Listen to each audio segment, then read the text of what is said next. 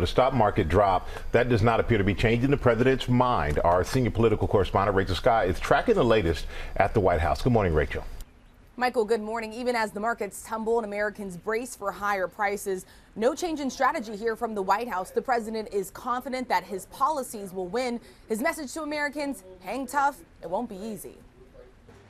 President Trump out of sight and on the golf course this weekend, sharing this video on his social media before returning to the White House, insisting he's not backing down from his sweeping tariffs that have sparked fears of a recession and sent the market spiraling. Now, what's going to happen with the market, I can't tell you, but I can tell you our country has gotten a lot stronger. The president asked if there's any pain he's unwilling to tolerate. I think your question is so stupid.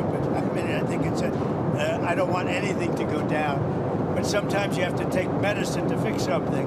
A 10% tariff is now in effect for nearly all goods entering the U.S. and a 25% tariff on all foreign cars.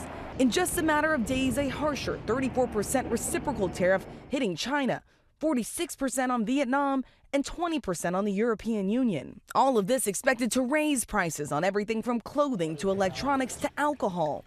The president dismissing concerns that his policies will cause inflation to rise. When we get into late summer, early fall, and people are doing their back-to-school shopping, do you think they'll have inflation to worry about at that point? I think there's not going to be. I don't think inflation is going to be a big deal. The president says world leaders have called trying to make a deal, but some of our closest trading partners retaliated. Canada putting a 25% tariff on American-made cars and trucks. China responding with a 34% tariff. Then suddenly halting an emerging TikTok deal with the U.S.